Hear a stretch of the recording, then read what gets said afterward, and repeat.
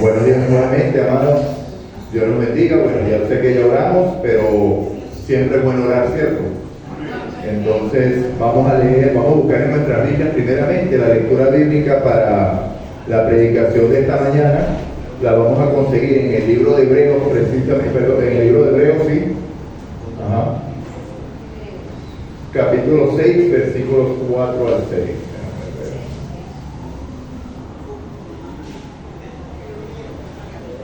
Hebreos capítulo 6, versículos 4 al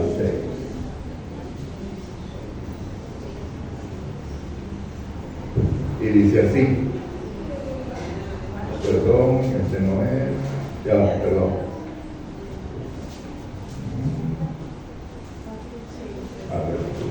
Okay. Dice así, amados. Porque es imposible de los que una vez fueron iluminados y gustaron del don celestial y fueron hechos partícipes del Espíritu Santo y asimismo gustaron de la buena palabra de Dios y los poderes del siglo venidero y recayeron, sean otra vez renovados para arrepentimiento. Fíjense en esta parte, crucificando de nuevo para sí mismos al Hijo de Dios y exponiéndolo al vituperio. Entonces, con estas palabras en mente, amados, yo voy a arrodillar, inclinen ustedes su rostro para orar.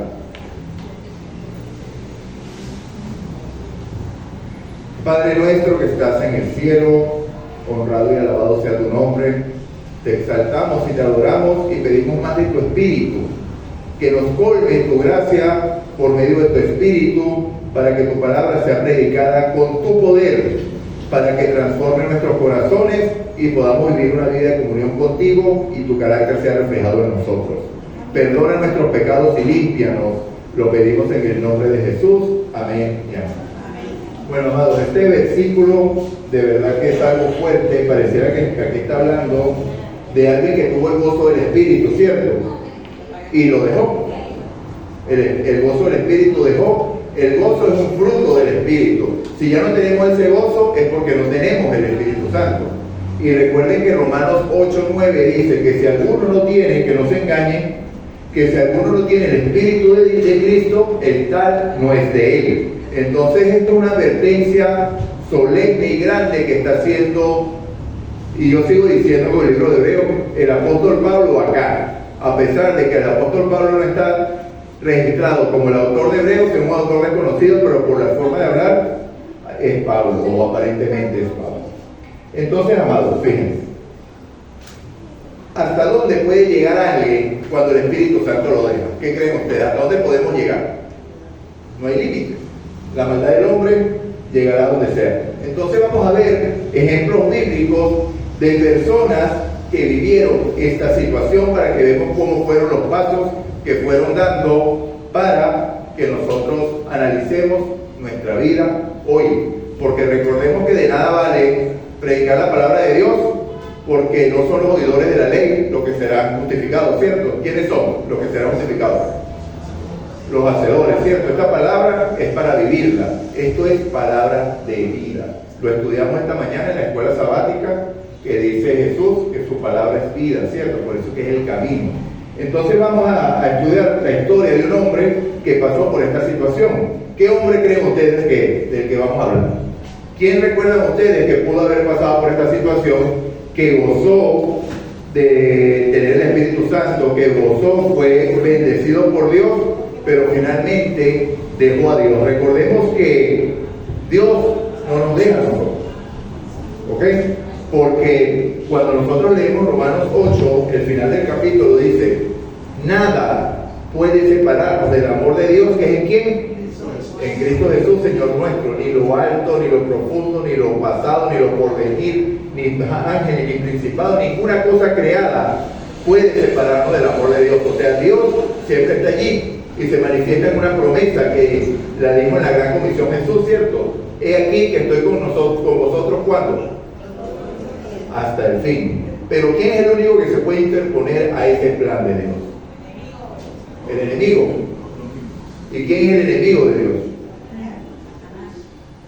Satanás. Y cuando Yo no sigo a Dios, ¿a quién estoy siguiendo? Al enemigo. Entonces, el único que se puede interponer y separarse de los planes de Dios soy yo. Es yo. Porque el enemigo, si bien se opone a los planes de Dios, no nos obliga a separarnos de Dios. Nosotros tomamos la decisión de hacerlo. Entonces, el único que nos separa es Él. Entonces, ¿quién creen ustedes? ¿De qué personaje creen ustedes que vamos a hablar? ¿Quién recuerda? Saúl, exactamente. Ícono, ¿verdad? Un ícono. Entonces vamos a leer parte de la historia de Saúl, vamos a escuchar Biblia, vamos a trasladarnos a 1 Samuel, capítulo 9. 1 Samuel, capítulo 9. Entonces vamos a ir pasando rápidamente porque, bueno, son las 11:20, vamos a tratar de terminar a la hora. 1 Samuel, capítulo 9, versículo 17. Saúl fue escogido por Dios. ¿Sí o no? Sí. Fue escogido, vamos a hacer un paréntesis aquí rápidamente, porque el pueblo pidió un rey. ¿Era voluntad de Dios que el pueblo de Israel tuviera un rey terrenal? ¿Qué fue la solicitud? ¿Queremos qué? Un rey. ¿Por qué? Para parecernos a las otras naciones. Pero eso tenía un trasfondo, digo. Porque recordemos que el pueblo de Israel venía de la mala experiencia con el sacerdocio de Elí. Y los hijos de Elí eran sacerdotes, pero tenían un sacerdocio como corrompido. Después se levanta Samuel. En ese tiempo el pueblo de Israel gozó de un buen juicio, pero cuando se levantaron los hijos de Samuel, venían viciados también. Entonces el pueblo dice, no queremos volver a pasar por esa situación. Levántanos un rey como las otras naciones. Amados, en Eclesiastés dice Salomón, ¿qué es lo que será? Lo mismo que ya fue. ¿Qué es lo que fue? Lo mismo que será. Un círculo, ¿cierto? Entonces, hermanos, esta situación se repite en el pueblo de Dios una y otra vez. Y nosotros vemos una situación particular en nuestra iglesia hoy que parece que queremos abandonar nuestro fundamento para parecernos a quién, a las otras iglesias, ¿cierto? Para que venga más gente, porque nuestro mensaje es un tanto fuerte y la gente lo puede tomar de una manera que dicen que incitamos al odio, etcétera, etcétera, cosa que es totalmente falsa. Entonces, esa misma historia, hermanos, se está repitiendo. ¿Okay? Tal vez a menor escala, pero ¿cómo empiezan las grandes apostasías? ¿De una vez apostasía o empieza de pasitos pequeños? Si a ustedes le dicen, adórese, arrodíllese ante la Virgen, ¿qué va a hacer? Lo va a hacer. Pero si le van poniéndole poquito a poco, eso no está mal, puede que llegue a hacerlo, puede que llegue a hacerlo. Entonces, amados, veamos la historia de Saúl. 1 Samuel, capítulo 9, versículo 17. Y dice así, y luego que Samuel vio a Saúl, Jehová le dijo, he aquí, este es el varón del cual te hablé, este gobernará a mi pueblo. ¿Escogido por Dios? Definitivamente sí. Ahora, ¿cómo era el carácter de Saúl en el momento? Vamos a leer ahora del mismo capítulo 9, versículo 21. Saúl respondió, ¿no soy yo hijo de Benjamín, de las más pequeñas de las tribus de Israel, y mi familia no es la más pequeña de todas las familias de la tribu de Benjamín? ¿Por qué pues me has dicho cosas semejantes? ¿Tenía Saúl en ese momento un corazón grande, engrandecido, o era un hombre humilde? Totalmente humilde. Cuando le dijeron, mira, tú eres el que fuiste escogido para rey, ¿qué? Yo no tengo mérito para ser ningún rey. No, eso debe ser un error. Yo soy, Benjamín es la tribu más pequeña y mi familia es la más pequeña de Benjamín. Entonces yo no tengo mérito para ser ese rey. Entonces vemos cómo nuestro carácter, hermano, puede ir cambiando con el tiempo. Ungido, capítulo 10, ahora 1 Samuel 10, versículo 1. Tomando entonces Samuel una redoma de aceite, la derramó sobre su cabeza y lo besó y le dijo, ¿no te ha ungido Jehová por príncipe sobre el pueblo de Israel? Entonces ya vemos tres características. Fue escogido por Dios, era humilde y fue ungido, ¿cierto? Ahora vamos a ver los versículos 6 y 7 del capítulo 10. Fue lleno del Espíritu Santo. Dice así, entonces el Espíritu de Jehová vendrá sobre ti con poder y profetizarás con ellos y serás mudado en otro hombre. ¿Qué es lo que hace el Espíritu Santo en nosotros, hermano? Ajá. Nos cambia, ¿cierto? Éramos una persona y ahora somos otros. Yo creo que todos los que estamos aquí, dependiendo de la experiencia y de la comunión, no de los años, de la comunión que tengamos en nuestras vidas con el Señor, podemos ver atrás y ver que ha hecho Dios en nosotros. No somos nosotros. Es Dios el que ha hecho. Entonces vemos que aquí fue una promesa hecha a Saúl, y serás cambiado en otro hombre. Versículo 7. Y cuando te hayan sucedido estas señales, haz lo que te viniere a la mano, porque Dios está contigo. Hermanos, ¿dónde está nuestra duda? Ya yo lo he predicado aquí en otras oportunidades. Lo único que nos separa de ir a vivir, porque ya hoy estamos en el reino de los cielos, con Cristo, de que Cristo venga, es la incredulidad. ¿Por qué nosotros no creemos estas cosas que dice la Biblia? Cuando te vinieren todas estas señales, cuando cambies, entonces Dios está contigo. Entonces, ¿por qué no podemos cumplir con los planes de Dios como Dios quiere que lo hagamos? Porque dudamos y empezamos, en vez de ver a Dios, empezamos a vernos a nosotros mismos. Y cuando nos vemos a nosotros mismos, ¿qué es lo que vemos? Debilidades, pecado, maldad. Pero no debemos vernos a nosotros, sino ver a aquel que nos sostuvo, ¿cierto? Sigamos en el tema. Ahora, ya vemos las características, ¿cierto? Ya vimos que definitivamente Saúl, escogido por Dios, y tuvo el poder, o tuvo el Espíritu Santo en él. ¿Dudas al respecto? Ninguna, ¿cierto? Ahora vamos a ver qué pasa cuando dejamos a Dios. Vamos ahora a 1 Samuel, capítulo 13, vamos a leer los versículos del 6 al 10. Voy a decir el contexto aquí para que podamos entender un poco. Vemos que Saúl había ido a batallas, se había llenado de celo por Dios, se había vencido a los amonitas. Ahora se levantaron los filisteos contra Israel. ¿Para qué, hermanos, Dios permite que se levanten guerras contra nosotros? ¿Para qué Dios permite que tengamos enemigos? ¿Para qué creen ustedes que eso es? ¿Para pulir qué? El carácter. Entonces, cuando se levantó esta gente, Dios lo que quería era que el pueblo de Israel dependiera más de él y se dieran cuenta de qué es lo que les hacía falta. Y generalmente lo que nos falta es depender o rendirnos al poder de Dios.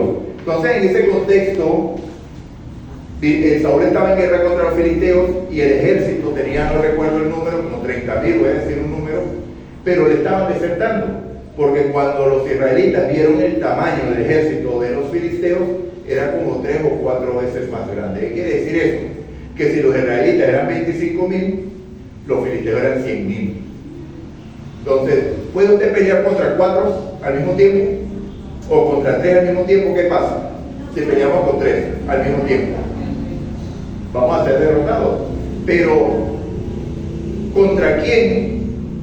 Llevándolos a Dios en el pensamiento, peleó ese niñito llamado David. ¿Cuántos años aproximadamente tenía David? 16 o 17 años. Y se enfrentó a quién? A un gigante. 3 metros 60 más o menos. Supónganse que David, siendo un muchacho que no era, la Biblia dice que no era muy alto tampoco, de 1,70 m, el gigante lo duplicaba en estatura. Aparte, este muchachito era un pastor, mientras que el gigante era ¿qué? Un guerrero, ¿cómo? Un guerrero probado, un soldado armado para la batalla. Pero eso no le impidió a David decir lo que dijo. Tú vienes contra mí con espada, lanza y jabalina, pero yo voy contra ti ¿con quién? Con Dios de los ejércitos. Eso es lo que nosotros debemos hacer en nuestras vidas, amados. ¿Qué fue lo que debían hacer estos israelitas? Confiando en el Señor, estar tranquilos, porque ¿quién pelearía la batalla? Dios. Como ya lo he hecho, lo vemos en el caso de Josafat, más adelante en la historia, que cantando vencieron a los sirios. Entonces, bueno, veamos. El ejército desertaba porque era grande gente. Del 6 al 10, 13, 6 al 10. cuando los hombres de Israel vieron que estaban en estrecho porque el pueblo estaba en aprieto, se escondieron en cuevas, en fosos, en peñascos, en rocas y en cisternas. Y algunos de los hebreos pasaron del Jordán a la tierra de Gad y de Galaad, pero Saúl permanecía aún en Gilgal. Todo el pueblo iba tras él temblando. Y él esperó 7 días conforme al plazo que Samuel había dicho. Pero Samuel no venía a Gilgal, y el pueblo le desertaba. Entonces dijo Saúl: traed holocausto y ofrenda de paz, y ofreció el holocausto. Y cuando él acababa de ofrecer el holocausto, he aquí que Samuel que venía, y Saúl salió a recibirle para saludarle. Les explico el contexto aquí. Saúl, hermanos, hasta ese momento estaba haciendo las cosas conforme a la voluntad de Dios. Pero, ¿de quién es el hacer sacrificios? ¿A quién le correspondía esa tarea? A los sacerdotes. Pero, ¿qué pasó con Saúl? Saúl resistió. Fíjense que no es fácil. Llegan a la batalla. Ven el ejército de los filisteos que los triplican, los cuadriplican. ¿Cierto? Empieza el pueblo o empieza el ejército a desertarle, a tal punto que le crearon fueron unos 2.000 o 3.000 hombres. Van pasando los días. No es que solamente los hombres se van. Cuando empiezan a salir las cosas malas, ¿qué le dicen al líder, al rey, al presidente? ¿Qué le dicen? La gente está descontenta, la gente se está yendo. ¿Qué genera eso en nosotros? Mira, la cuenta del banco está disminuyendo, ya no te queda plata. Mira, la despensa se está quedando vacía y no tienes trabajo. ¿Cómo te sientes tú cuando esa situación empieza a apretarte? ¿Qué sentimos? Angustia, ¿cierto? Angustia. El hombre natural piensa en las cosas de aquí. ¿Qué pensaba Saúl? Bueno, me va a derrotar, pero sin embargo Saúl se mantuvo firme. ¿Hasta qué día dice la Biblia? Hasta el 7º día, el día que Samuel le había dicho que venía a hacer el sacrificio. Pero como no llegaba a la hora que él dijo, se apresuró e hizo el sacrificio, y en ese momento llegó Samuel. O sea, si hubiera aguantado un poquitico más, no hubiera pasado por esta situación y no hubiera pasado todo lo que pasó. Entonces, ¿qué nos recuerda eso a nosotros, amados? ¿Cómo estamos respondiendo a los momentos de presión?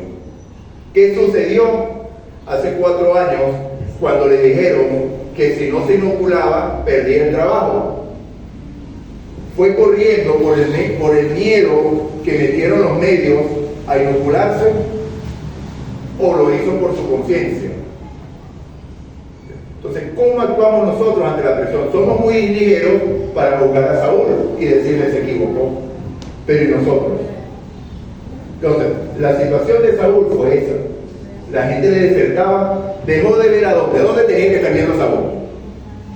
¿A quién tenía que estar viendo Saúl? Hacia arriba. ¿Y a dónde empezó a ver Saúl? A los lados. Entonces, perdió la vista de donde tenemos que tener nosotros nuestra vista para empezar a ver las cosas terrenales. Entonces, cuando nosotros cometemos ese mismo error, el resultado va a ser el mismo. Esto es una reflexión, amado. Ahora veamos.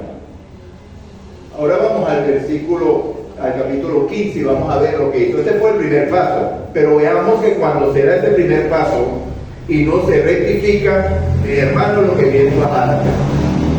Ya todo se da. Versículo 15, vamos a leer del versículo 1 al 3.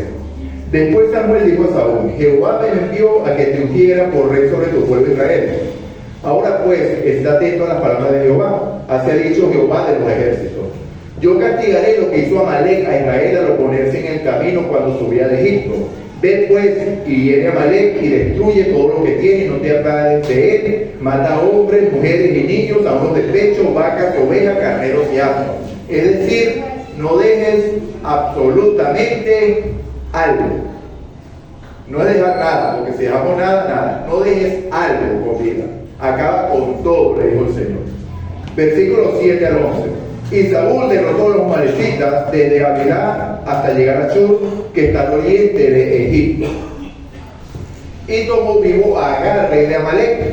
Pero a todo el pueblo mató a filo de espada, y Saúl y el pueblo perdonaron a Agag, y a lo mejor de las ovejas y del ganado mayor, de los animales engordados, de los carneros y de todo lo bueno, y no lo quisieron destruir. Mas todo lo que era vil y despreciable destruyeron.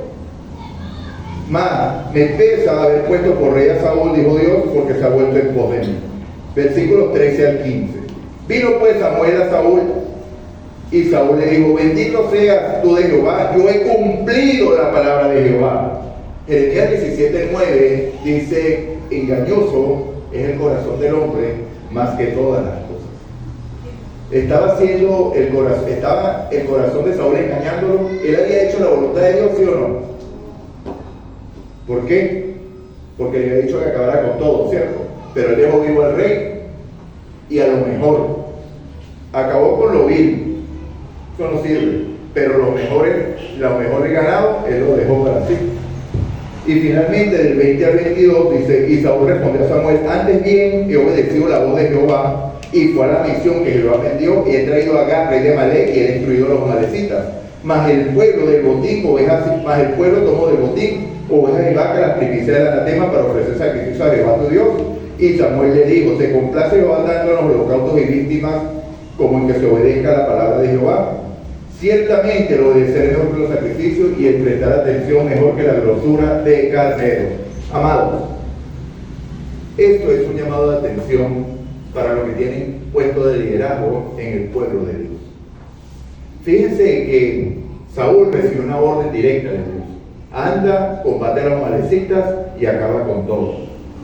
Él se excusó en decir, y esto lo vemos desde que entró el pecado, ¿cierto? Porque cuando Adán pecó, ¿qué fue lo que dijo? ¿Quién fue? La mujer que me diste. La mujer, cuando Dios le preguntó a la mujer, le dijo: esta mujer, la serpiente me engañó, perdón. Y entonces aquí vemos a Saúl diciendo: yo no lo quise tomar, fue el pueblo que lo trajo. O sea, nunca asumimos la responsabilidad, nunca confesamos, o la persona no confiesa, no nos incluyamos, porque nosotros somos distintos, porque somos parte del pueblo de Dios. Entonces vemos que Saúl no confesó. ¿Dónde más vemos este caso, hermano? Que recuerden, un caso icónico, donde un líder se doblegó al pedido del pueblo. ¿Qué pasó en el Sinaí? Moisés se quedó con Dios 40 días y 40 noches, el pueblo se desesperó. ¿Qué pasaría con ese Moisés 40 días sin comerse loco? Se murió, ese loco se murió de hambre de arriba. Humanamente pensaríamos eso. Aarón, haznos dioses que nos sacaron de Egipto. Amados, ¿acaso no habían visto ellos todas las señales que había hecho Dios para que salieran de Egipto? Haznos dioses. Pero lo que más llama la atención es la respuesta de Aarón cuando llega Moisés. Tiramos el oro y salió un becerro de la nada, y el pueblo presionó. Entonces, amados, nosotros, los que tenemos puesto de liderazgo en la iglesia, tenemos un compromiso no ante los hombres, sino ante Dios. Y Dios espera que no que ofrezcamos sacrificios y cosas de estas, sino que obedezcamos, porque el Espíritu Santo nos está diciendo qué es, cómo debemos actuar. No es ni siquiera que tenemos que obedecer, sino rendirnos a lo que el Espíritu Santo ya ha dicho. Y de esto se trata la prédica, y ya vamos a ver por qué. Bueno, hermanos, aquí termina la historia de Saúl. Vemos cómo fue pasando todo. Escogido de Dios, ungido por Dios, lleno del Espíritu Santo. Empezó, dudó de la promesa de Dios, cometió el primer error y por ahí se fue. Finalmente, un corazón endurecido hasta el punto de decir: yo estoy obedeciendo a Dios, le dijo a Samuel.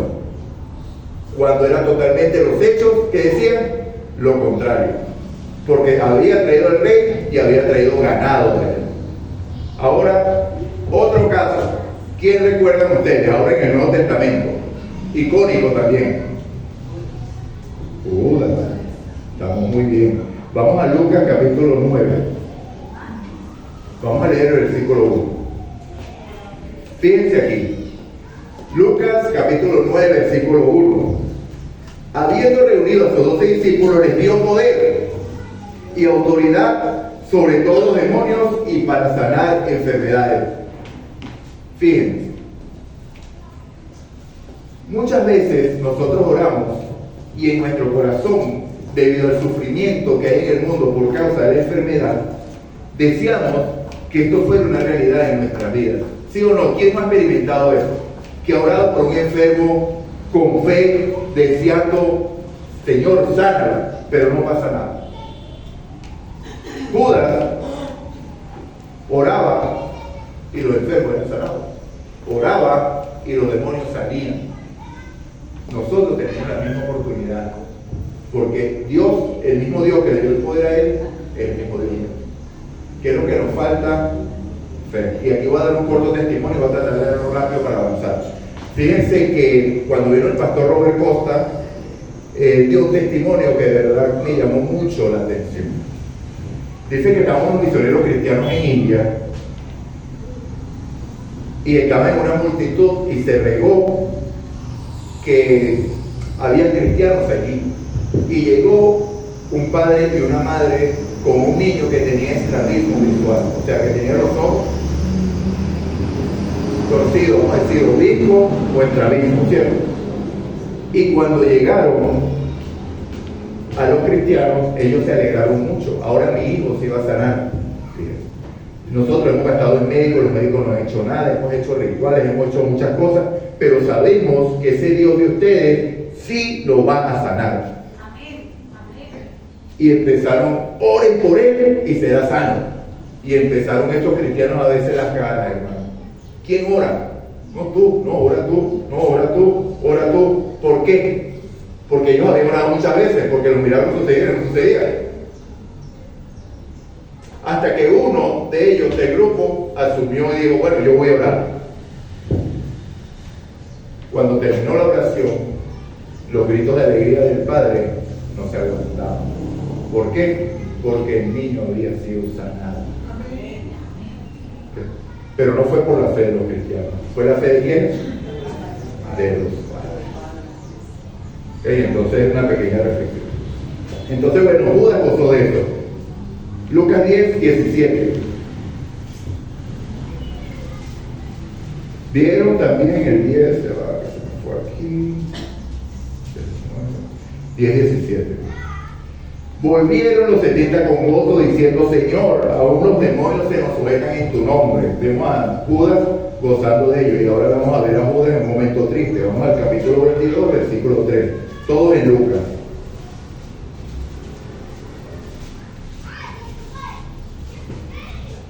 Fíjense estas tristes palabras que registró la Biblia aquí. Y entró Satanás en Judas por sobrenombre Iscariote, el cual era uno de los 12. Vemos a Judas sacando demonios, ahora vemos al demonio entrando en Judas. ¿Qué pasó con Judas?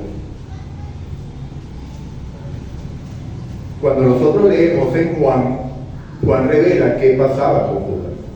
Cuando vemos la historia de María Magdalena, que rompe el frasco de alabastro, dijo Judas que es un gran desperdicio, que ese dinero, ese perfume se podía haber sido vendido y dado a los pobres. Y dice en Juan que él decía eso no porque pensaba en los pobres, sino porque era ¿qué? Ladrón. Entonces, Judas andaba con Jesús, pero aparentemente Jesús no andaba en Judas, porque seguía con un pensamiento como terrenal. Cuidado con nosotros, amados. No podemos tener una doble vida. No podemos vivir en dos aguas. Para Dios no hay gris, amado. O es blanco o es negro. No hay tal cosa de que casi me salvé. Si no me salvé, me perdí. Judas andaba con Jesús y sin embargo se perdió. Entonces, amados, aquí vimos dos ejemplos de dos personas que una vez se gozaron en las obras de Dios y luego cayeron como estrepitosamente. ¿Cómo se puede definir la caída de estos dos personajes, hermanos? Horrible. ¿Acaso nosotros conocemos hermanos de la iglesia que han sufrido esto? Tal vez es cierto. Hermanos que fueron un momento grandes y hoy están fuera de la iglesia, y no solamente fuera de la iglesia, sino arrastrando a gente fuera de la iglesia. No pensemos que nosotros estamos exentos de esto. El que piense que está firme, mire que no caiga. ¿Cuál fue el error cometido por estos hombres? Son preguntas. ¿Será que no fueron realmente convertidos? ¿Acaso el Espíritu Santo no tiene suficiente poder para convertir a cualquiera cuando nos rendimos a Él? ¿O el poder de Dios fue insuficiente para transformarlos? ¿O sería que la entrega de ellos no era real? Amados, la experiencia solamente Dios tiene esa respuesta. ¿Qué fue lo que realmente pasó con ellos? Porque Dios es quien conoce los corazones. Pero nosotros podemos ver los frutos, ¿sí o no? Por supuesto. Y entonces, ¿qué era lo que anhelaba Saúl? ¿Por qué Saúl empezó a perseguir a David? Porque se le había dicho que había sido quitado el reino y dado a otro mejor que él. Y entonces, ¿qué es lo que anhelaba Saúl? ¿La gloria de quién? ¿De Dios o la gloria de quién? La gloria de él. Él quería seguir siendo el rey. Amado, ¿será sabroso ser rey? ¿Qué creen ustedes? Terrenalmente es lo mejor que nos puede pasar. Ser rey, tener un séquito de siervos que nos cuiden en el camino, que nos sirvan, que nos digan, que nos lleven para acá y para allá. ¿Y qué pasó con Judas? La misma situación. Cambió la gloria de Dios por la gloria terrenal. Recuerden que los discípulos pensaban que el reino que venía a establecer Jesús era un reino como terrenal. Y Judas pensaba que como él era el más capaz, él tenía un puesto importante en ese reino. Entonces, es un llamado a nosotros. Ahora, ya dije cuál es la enfermedad. Ahora, ¿cuál creen ustedes que es el antídoto para esto? Todos estamos propensos a esto. ¿Cuál creen ustedes que es el antídoto para esto? ¿Qué fue lo que dije que hizo Saúl? Dejó de ver a quién para ver hacia los lados. Vamos a Hebreos capítulo 12.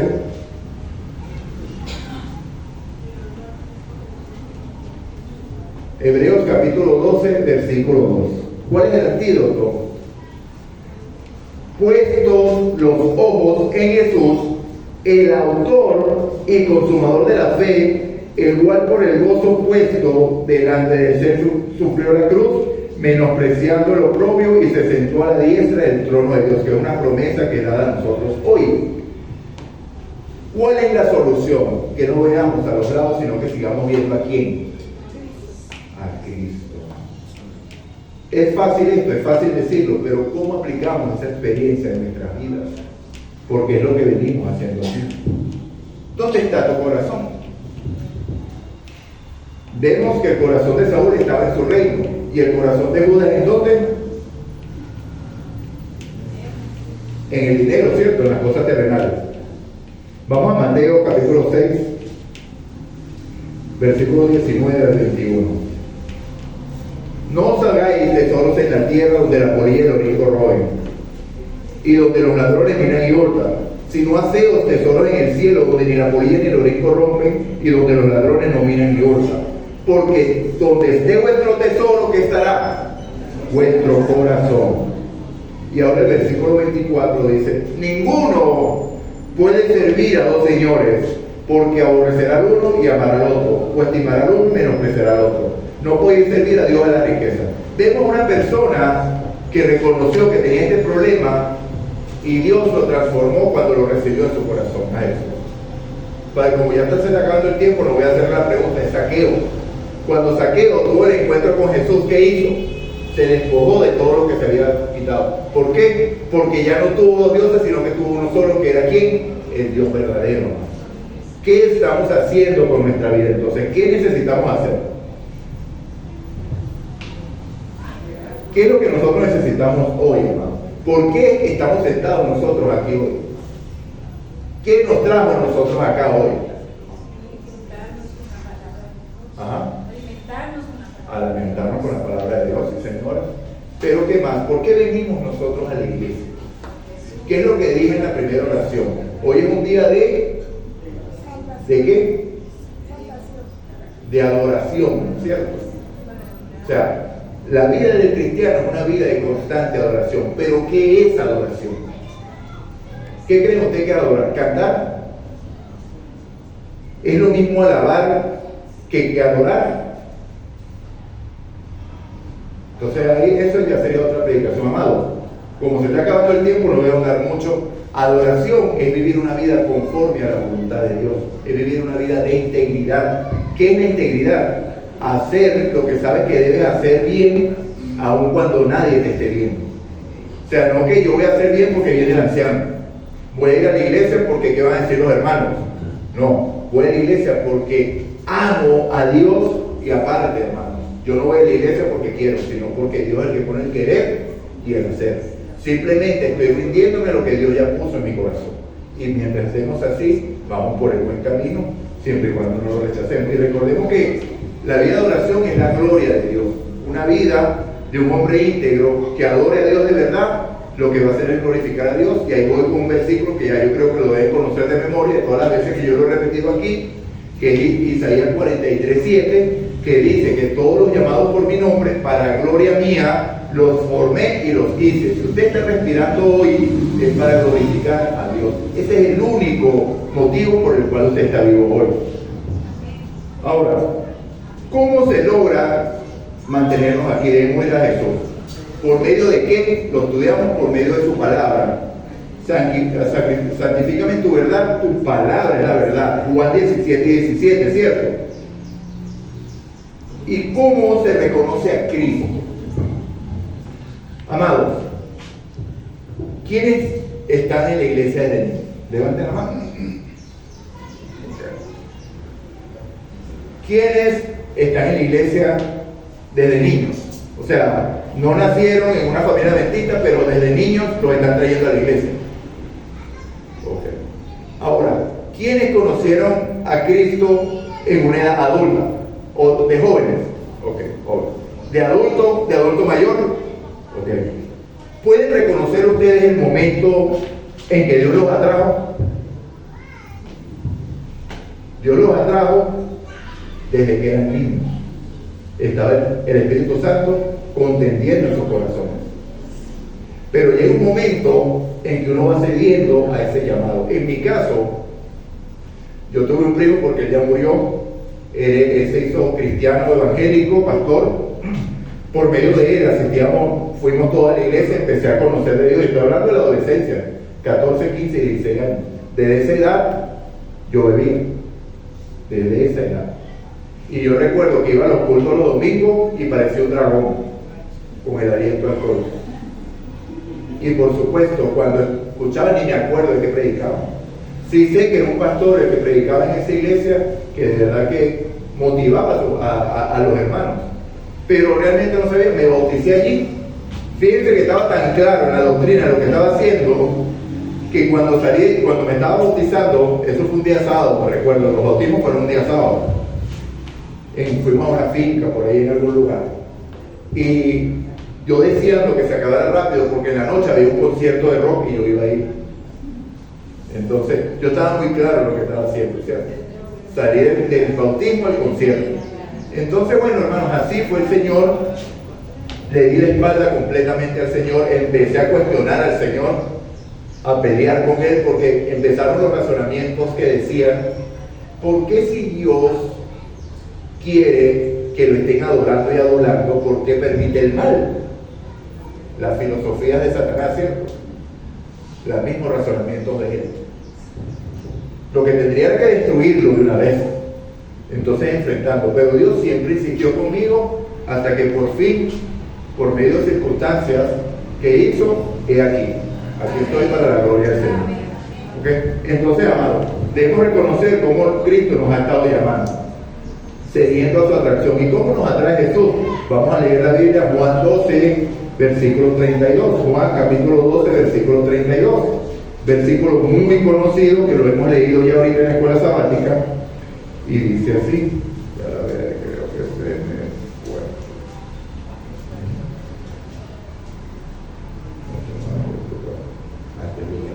No me sonaba. Juan 12. ¿Quién lo tiene para que lo lea más rápido? Y yo cuando sea levantado de la tierra, todos atraeré a mí mismo. Amén, cierto. Entonces, ¿qué es lo que nos atrae más a Cristo? Su cruz. su sacrificio, porque Él murió allí. Pero entendemos nosotros lo que realmente sucedió allí, amados. Entendemos nosotros realmente lo que sucedió en la cruz. ¿Desde cuándo estamos nosotros viendo cruces? ¿Cuándo fue la primera vez que usted vio una cruz? Desde que nacemos estamos viendo cruces, hermano. Vivimos en el mundo occidental, en el que la cruz es algo popular.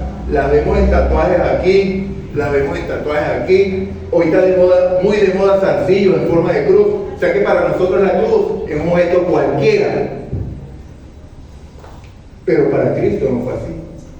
Porque la cruz para Cristo, ¿qué representó? Sufrimiento, dolor, desprecio. Porque ¿quiénes morían en la cruz? ¿Ah? Los peores delincuentes morían en la cruz. Vergüenza. Entonces, nosotros, hermanos, realmente, nos falta fe porque no entendemos realmente lo que sucedió allí. Si nosotros entendiéramos en nuestro corazón lo que sucedió allí, ya no estuviéramos aquí. Y lo digo con sinceridad. Se ha tergiversado el significado de la Se ha tergiversado. Y es muy ligero. Entonces, fíjense, aquí un poquitico, un corto testimonio que creo que ya lo comenté aquí una vez, pero de un niñito que fue rescatado de la guerra de Afganistán por un soldado estadounidense, quedó huérfano. El niñito se lo llevó a Estados Unidos. Este hombre era cristiano. Y ya cuando el niñito fue creciendo, empezó a entender el inglés, por supuesto, lo llevaban a la iglesia. Y un día estaba ese pastor predicando de Isaías 53. ¿Qué es lo que habla de Isaías 53? Los padecimientos de Cristo, ¿cierto? Y entonces el padre de este niño veía que el niñito, en la medida que el pastor avanzaba en la predicación, explicando lo que estaba sucediendo, el niñito se retorcía en el puesto. Una incomodidad, algo le estaba pasando. Hasta que finalmente el niño no pudo aguantar más. ¿Por qué? Él nunca había escuchado esa historia. Nosotros la estamos escuchando desde que nacimos. La vemos de ahorita en Navidad. El niño del pesebre. Y por ahí se puede ir usted, ¿cierto? Pero este niño nunca había escuchado. Recordemos que era ¿qué? Musulmán. Criado en una familia musulmana. Y entonces cuando él vio que Jesús era inocente y estaba sufriendo todo eso, cuando él internalizó eso, no aguantó más y se levantó y pegó un grito en medio de la congregación. Y dijo, y nadie va a hacer algo por ese justo. Esa debería ser nuestra reacción. Jesús, sin pecado, muriendo por mí, siendo despreciado, muriendo por mí. ¿Por qué? Por amor a mí. Cuando le entendemos eso, hermano, vamos a entender lo que realmente significa el versículo más conocido de la Biblia, Juan 3:16. Y Él nos prepara para recibir el Espíritu Santo en la vida. ¿Qué dice Juan 11:25? Yo soy la resurrección y la vida. El que cree en mí no muere eternamente. Y después el 26 dice, ¿crees esto? ¿Lo creemos de verdad? ¿Creemos que cuando estamos en Jesús pasamos de muerte a vida? ¿Sí lo creemos? Amén, ¿verdad? Ok. Y entonces ahí recibimos, hermanos, cuando pasamos de muerte a vida, recibimos el don del arrepentimiento por medio del Espíritu Santo, el cual nos convence primeramente de pecado, de justicia y de juicio. De pecado, ¿por qué? Porque nos tiene que convencer que necesitamos un Salvador, que nuestra condición es como desesperada. Estamos muertos, hermano, no es que estamos vivos. El que está sin Cristo está muerto, es un zombie en algo popular. Entonces nos lleva al arrepentimiento. ¿Qué es lo primero que hace el Espíritu Santo? Primero Juan 1:9. Si confesamos nuestros pecados, Dios es fiel y justo. ¿Para qué? Para perdonar ¿cuánto? Todos es todo. Pero Satanás se empeña en decirnos, tú eres demasiado malo. Mira esos pensamientos que te llegan. Si Dios dijo que nos perdonó todo, nos perdonó todos. Pero quedó allí, nada más en el perdón. ¿Qué sigue diciendo el versículo? ¿Quién se lo sabe de memoria? ¿Quién lo puede leer? Primera de Juan 1:9.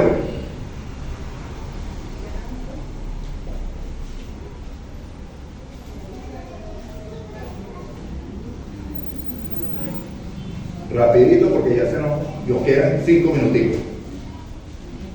Primera de Juan 1:9, ya estamos terminando. Confesamos nuestros pecados, es fiel y justo para perdonar nuestros pecados y limpiarnos de toda maldad. Ah, ok. Entonces, se queda nada más en el perdón y apartarnos de toda maldad. Amados, nos perdona y nos aparta. La gracia nos salva, nos hace justos y nos declara justos y nos hace justos. La gracia de Dios es imputada y es impartida también. Romanos 12:2. No conforméis a este siglo, sino transformados por medio de la renovación de vuestro entendimiento, para que comprobéis cuál sea la buena voluntad de Dios, agradable y perfecta. Todo eso lo hace el Espíritu Santo en nosotros. Primera de Pedro 1:13-15.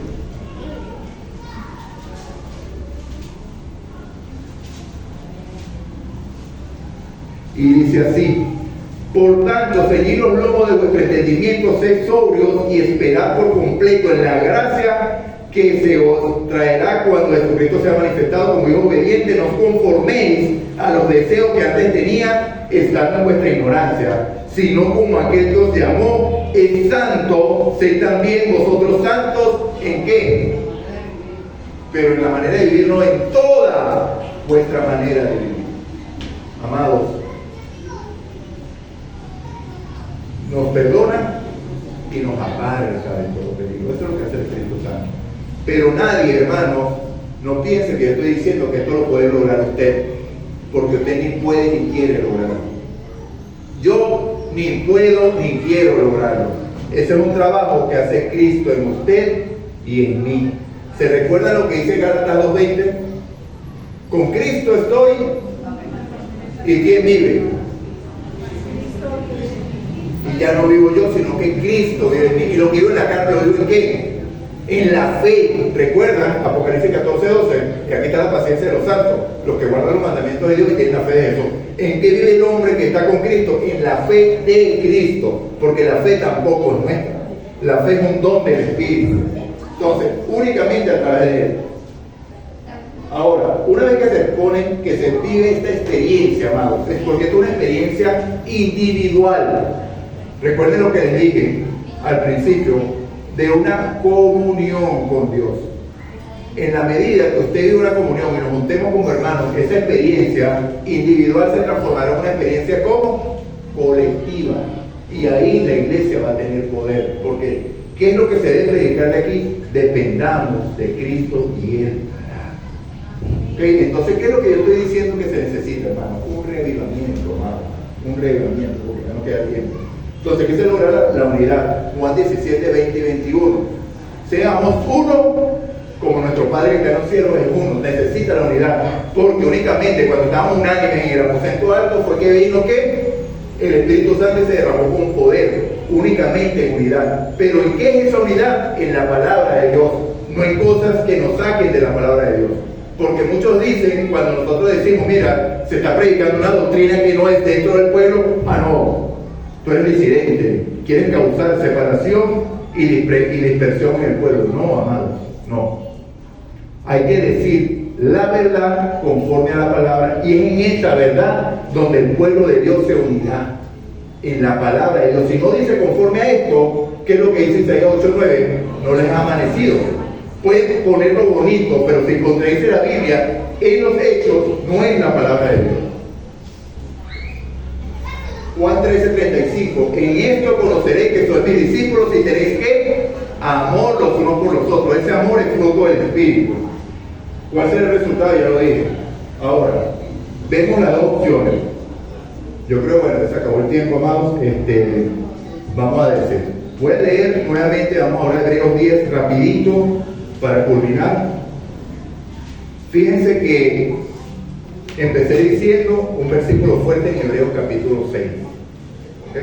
Que aparece que los que viven la experiencia de Saúl no pueden venir atrás. Vemos el caso de David. David cometió casi los mismos pecados de Saúl, casi. Pero ¿qué pasó con David? ¿Qué fue lo que hizo David? Se rindió cuando la palabra de Dios que hizo lo confrontó y aceptó su pecado, confesó su pecado y Dios lo apartó de ¿qué? De toda maldad. Y empezó a vivir nuevamente esa experiencia con Cristo. Pero es algo sumamente grave lo que vemos aquí. Hebreos 10, 26, 27 dice, porque si pecáramos voluntariamente, después de haber recibido el conocimiento de la verdad, pecamos como voluntariamente. Después de haber recibido el conocimiento de la verdad, ya no queda más sacrificio por los pecados, sino una horrenda expectación de juicio y de hervor de fuego que ha de devorar a los adversarios. ¿Lo vivió Saúl? Sí. ¿Lo vivió Judas? Sí. ¿Cierto? Y bueno, y finalmente, ¿y qué nos dice, hermanos, la palabra de Dios a la iglesia de la Odisea? ¿Quién es la iglesia de la Odisea? Gloria a Dios, usted y yo somos la iglesia de la Odisea. ¿Okay? Nos queremos ricos, tenemos la teología correcta, pero hermanos, Dios dice que somos desventurados, pobres, ciegos y desnudos. ¿Pero por qué? Porque sacamos a Cristo de nuestro corazón, lamentablemente. Por eso es que Cristo está ahí tocando la puerta para ver si la procedemos. Si el que cede y le abre la puerta a Cristo, amados, va a gozar de la promesa para hoy. Estará sentado a la diestra del Padre como Él está sentado a la diestra del Padre. Finalmente, amados, vamos a ver como el llamado al reavivamiento. Vamos, hermanos, lea la cita, por favor. Lo dice, leyó en Génesis, capítulo del febrero 25 de 1902. Dice así: debe realizarse un reavivamiento y una reforma bajo la administración del Espíritu Santo. Reavivamiento y reforma son dos cosas diferentes. El reavivamiento significa una renovación de la vida espiritual, una vivificación de los poderes de la mente y del corazón, una resurrección de la muerte espiritual. La reforma significa una reorganización, un cambio en las ideas y las teorías, en los hábitos y las prácticas. La reforma no traerá los buenos frutos de la justicia, menos que esté vinculada con el reavivamiento del Espíritu. El reavivamiento y la reforma han de realizar la obra señalada, y al hacer esta obra, ambas deben combinarse. Gloria a Dios. Ahora, hermano, tomando en cuenta esta cita ya para terminar, ¿qué viene primero? El reavivamiento, porque la reforma es el fruto de ese reavivamiento, porque es el Espíritu Santo el que hace que vivamos una vida distinta. Entonces, cuando nosotros, hermanos, como iglesia, empecemos a depender y a pedir más poder del Espíritu Santo, eso va a ser una realidad en la vida. Y esta iglesia, bueno, gloria a Dios que está llena, la gloria sea del Señor, nos va a caber y se va a dar lo que está pidiendo, que sea la iglesia propia más grande, para que la llene, para que el Señor la llene también. Recordemos que es el Señor el que llena la iglesia. Finalizo, como siempre. Hebreos capítulo 13, versos 20 y 21. Y el Dios de paz, que resucitó de los muertos a nuestro Señor Jesucristo, el gran pastor de las ovejas, por la sangre del pacto eterno, os haga aptos para toda buena obra, para que hagáis su voluntad, haciendo Él en vosotros lo que es agradable delante de Él, por Jesucristo, al cual sea la gloria por los siglos de los siglos. Amén. Amado, el tiempo se ha cumplido. El reino de los cielos se ha acercado. Arrepentidos y convertidos, porque el Rey viene en su hermosura. ¿Quién, amados, quiere de verdad de corazón, si no siente un llamado a levantarse, quédese sentado, desea decirle al Señor: Señor, tómame, úsame, haz conmigo lo que tú quieras? Si debo sufrir, bueno, todos debemos sufrir para ser transformados. Fortaléceme en el sufrimiento para desarrollar tu carácter. Los que quieran levantarse, levántense para que oremos.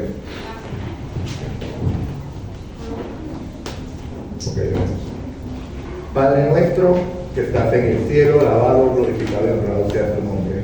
Oh Señor Dios, aquí estamos delante de ti, dándote las gracias por este día, gracias por tu palabra, gracias porque tu misericordia es grande, Señor, es para siempre y se renueva cada mañana. He aquí, a pesar de nuestra maldad, de nuestro pecado, tú nos sigues llamando con tus lazos de amor, atrayéndonos a ti, para que finalmente nos rindamos y tú nos puedas llevar y sentarnos allá contigo a la diestra del Padre, donde estás tú ya sentado, Padre. Gracias te damos, oh Padre, gracias te damos, Jesús, también por haber venido, por haber padecido por nosotros, por haber muerto, por haber resucitado y por haber ascendido y llevarnos contigo en esa experiencia, Señor. Perdona nuestros pecados y danos más de tu Espíritu para poder caminar en esta experiencia contigo. Lo decimos en el nombre santo de tu Hijo Jesús. Amén y amén. Dios nos bendiga. Hermanos, la semana de predicación que ha tenido el pastor Leonardo allá en Emaús ha estado muy poderoso. Los que no estuvieron, no han tenido la oportunidad de ir, la iglesia Emaús tiene su página de Facebook, la pueden ver allí, se la recomiendo de verdad, porque es alimento sólido, que es lo que nosotros debemos alimentarnos. Ya dejemos de estar tomando lechita, de estar hablando, no, que la cruz, que no, sabemos que debemos predicar el Evangelio, pero nosotros somos el pueblo del libro. Entonces nuestra prédica ha de ser alimento sólido, no lechita espiritual. Dios nos bendiga, Dios nos guarde. Entonces nos esperamos en la tarde, si el Señor lo permite.